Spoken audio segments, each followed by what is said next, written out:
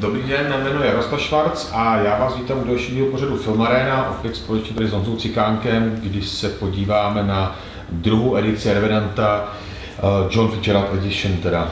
Je to tak, dobrý den, dobrý večer a těšíme se na unboxing téhletý primové edice. Tak, čím byste mohli začít teda, já nevím, na co se podíváme jako na první. Tak třeba Schubert, Jardo. Dobře, můžeme se podívat teda na Schubert, takže tady máme Schubert s hlavní postavou teda Toma Hardyho. Tady máme vlastně embossovaný název, říkám to teď správně. Ono to vypadá jako embossovaný, ale je to vlastně vrstvený parciální lák. Je to na sametové laminaci, kterou si nejvíc pochvalujete, co se nám takhle dostává z vašich reakcí. Tak vlastně líbí se vám ta pestrá škála barev, kterou při tisku využíváme, nebo naše tiskárna využívá. A zároveň takový velice příjemný na omak povrch toho šubru. Tak máme tady, nebo zvolili jsme společně s kolegy Toma Hardyho na předek i na zadek. Vzadu jsme dali takovou pózu, kdy skutečně kouká, jak říkáme my, sviňácky, jo? Co by zase provedl, nebo je se zkrátka na co těšit. Na hřbetu můžete vidět taky vrstvený parciál, kde se krásně leskne TTčko, název filmu The Revenant. Takže teď se přesuneme, já bych tady ukázal třeba teda ukázat sběratelský charakterové kartičky. Tak tadyhle máme taky jednotlivé postavy z toho filmu, které byly k dispozici nebo který nám studio schválilo, snažili jsme se tam dát pokud možno všechny hlavní protagonisty. Můžete tady vidět Alejandra Iñárritu, režiséra filmu, potom je tady kapitán Andrew Henry alias Domhnall Gleeson, Jim Bridger, to je jeho filmová role, jedná se o Willa Poultera, pak je tady Indian Elk Dog, alias Dwayne Howard, Hawka hraje Forrest Goodluck a Hugh Glass se nemusíme představit, ano, božský Leonardo. Takže to je kartičky. Tak, teď se podíváme, co bychom mohli říct, tak vezmeme tady si ty karty, nebo abych řekl postcard, nebo takový pohlednice z natáčení. Ano, říkáme pohlednice, nebo můžeme taky použít název speciální karty, je to kvůli rozměru, tak aby se ideálně vešly do steelbooku.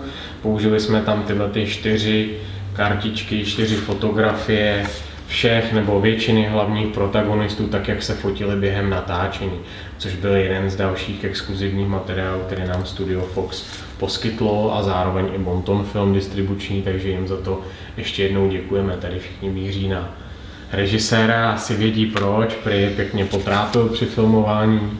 To věřím, asi to nebude žádnej troškař. Filmový dílo, je filmový dílo. Tak, teď se teda přesuneme, tady se asi můžeme ukázat zase klasickou vlastně, jak tomu říkám já, kreditní kartu, ano, která je součástí edice. Je nalepená na typonu zadním, který tam přidáváme kvůli tomu, aby jsme nemuseli lepit tu plastovou sběratelskou kartičku a la kreditku, nebychom ji nemuseli lepit přímo na full slip, přesně tak. Tak, pak se tady podíváme, tady někdo tomu říká fotobook, že jo, nebo říká to fotobook, někdo tomu říká artbook, když artbook to jsou vlastně spíš zase to mělo jakoby spíš nakreslený. To jsou spíš kreslený koncepty, jinak buď to může říkat fotoalbum, fotobook, potom někdo říká taky booklet, záleží, co se komu líbí, my rozlišujeme třeba fotobook, kde jsme si zvolili ten název my, jestli si pamatujete úplně od začátku vlastně, co jsme to začali dělat. Od první edice vyzkoušíme si vás schválně, jestli si tipnete nebo jestli víte, tak můžete psát do komentářů nebo nám potom říci. Jarda to prolistuje, tady u tohoto fotobooku jsme jako první použili sametovou laminaci i na přední titulní stránky, znamená na předku i na zadku je samet a je tam taky ten vrstvený parciální lák, který vytváří jakýsi dojem embossu. Lakovaného embosu, čili to jen tak se taky nevyskytuje, udělali jsme to speciálně pro Revenantí edice. Tak já si možná nějakou stránku přeskočím, a to blbě teda otáčí a zase aspoň budou fandové a sběratelé překvapení potom, tak, co tam uvidí všechno navíc a aspoň neprozradím úplně vše. Tak tady na závěr ukážeme režiséra s Mailem a na konci Tom Hardy.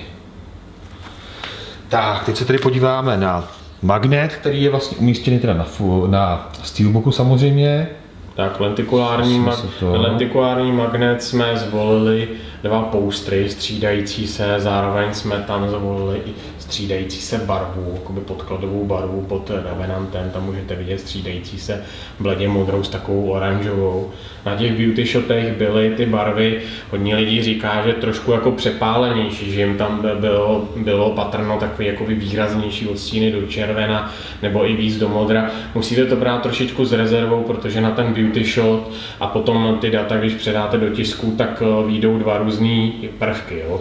Tadyhle se vytiskne ta lentilka, ale ta tiskárna, která to tiskne vlastně na ten lentikulár ze spodu, tak už dopředu avizuje, že tam budou určitý barevné ztráty, takže to je nutný brát s rezervou. Nakonec ze výsledku je to sladěný krásně a hodí se to i k tomu decentnímu odstínu steelbooku. Zvolili jsme tam schválně dvě charakterové fotky takový, aby byly různý od toho, co jsou na steelbooku. Tak a tady si nakousl steelbook, takže se vlastně podíváme na ten vrchol toho, nebo ne říkám vrchol, ale tu třešničku, a to je steelbook. Přední strana Leonardo DiCaprio, máme tady bych teda řekl, že to je ten matný povrch, ale s tím parciálním lakem teda občas je to tak, nebo ne, nebo ten střední, nebo ten menší mat. No. Lehčí mat, já mám v tom trošku problém. Může to vypadat vlastně jako částečně matný. No.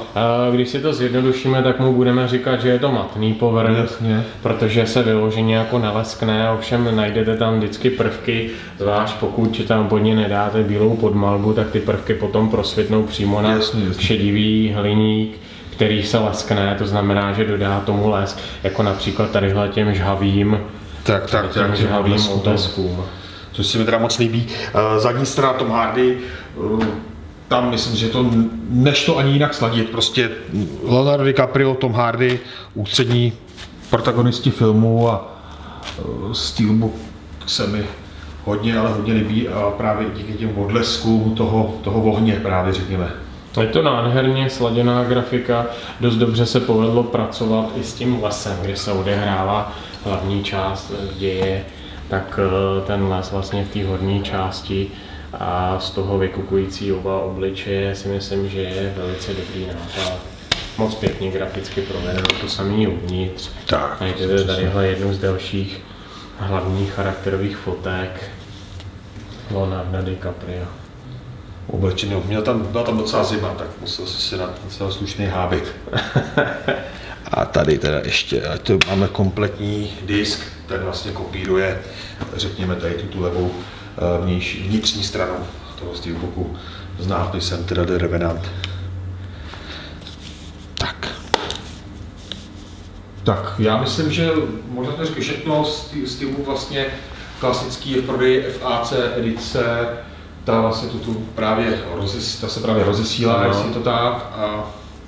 Já bych ještě připomenul, že jsou tam poslední kousky klasického steelbooku s J-cardem, takže pokud jste nestihli FAC edici nebo nezbíráte FACčka, máte ještě možnost zakoupit klasický steelbook J-cardu. Jakmile potom dojde, už bohužel nebude k dispozici v prodeji vůbec žádný, takže neváhejte. Jinak děkujeme vám moc za pozornost a těšíme se u dalšího unboxingu. Naschledanou. Mějte se hezky, naslyšenou.